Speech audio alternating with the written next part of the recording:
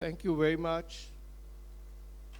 So we have a good attendance here today in this water session.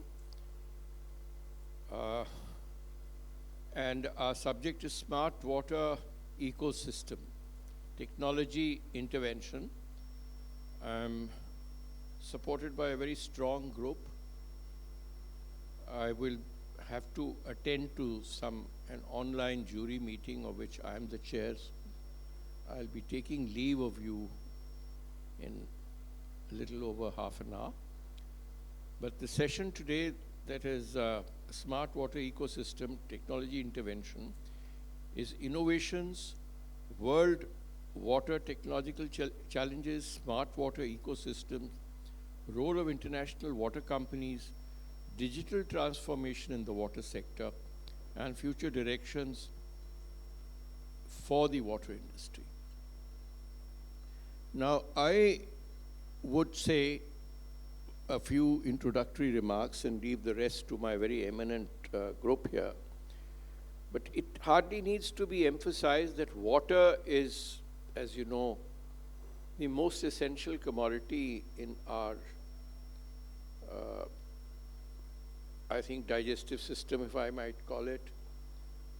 The first ingredient that you require is water, because our body is composed mostly of water. We're actually floating in water. The other issue is that water is also a carrier of whatever it passes through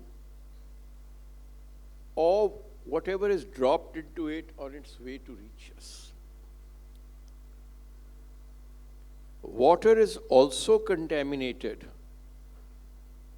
by what is poured in it or in what it is contained, like this container.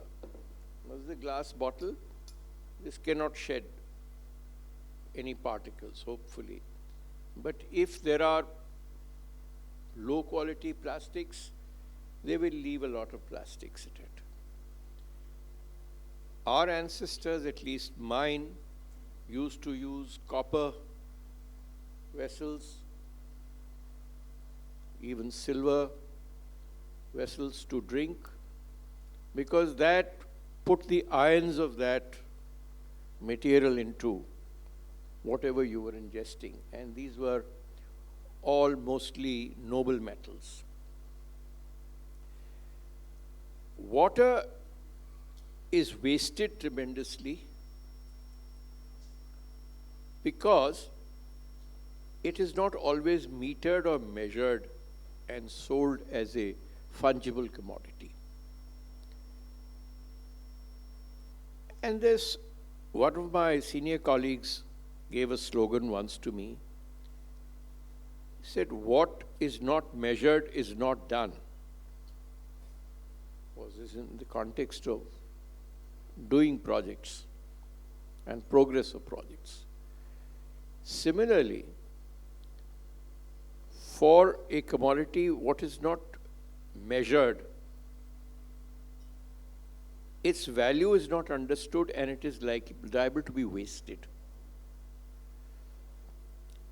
What my quarrel, for the short period that I was Secretary, Water Resources, the state, and also dealing with public health engineering at the same time, which was more concerned with it, is that while we have put electrical meters in a lot of places,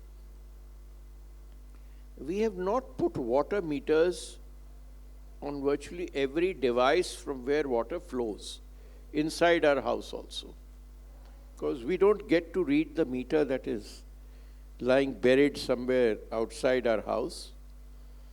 But I think water is such a precious commodity and it has an economic value that I would be looking at faucets which are giving you the volume of water that is flowing and the monetary value of it, a direct reading instrument, which makes us aware. The other is that water which is to be ingested, that should also have a parameter to show broadly what is the purity of it. It is ingestible or not ingestible. You would not like to check that purity when you're using that water for washing clothes or for using in the toilet flushing. But surely what you're ingesting, that I think needs to be known. Rest is up to the person who may be smoking 20 cigarettes a day. He can also ingest some other poisons. But let it be said, you were warned. And you must know the value of the product that you have put into use or put into the drain. Because nothing in this world, unless it is given a value, is actually respected, or I should say usefully put to use. Because we never paid our parents for the labors they put in us, we do not know what is the value that we derived from them. Parents proudly say, this is the fee at that institution where he is going. But what the home instruction, and that is never put in monetary terms, and should not be probably, because that will be the end of filial relationships. But these are commodities which are commercial. They are extremely crucial to human health. And we have to leave good water bodies not only for ourselves, but for fellow creatures on this planet. They never spoil the water. No bird spoils the water. No animal even spoils the water, to the best of my knowledge. So, we humans are the culprits.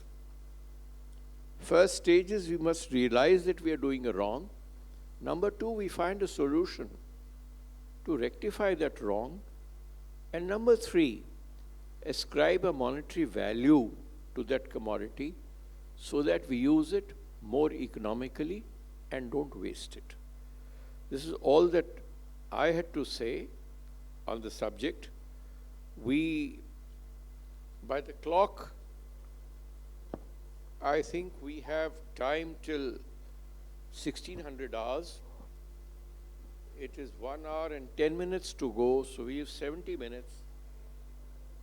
We have 5 speakers. They are one. That means we have 4 speakers. That makes task easier. So 15 minutes for each speaker. And my friend Mr. Rana is the timekeeper.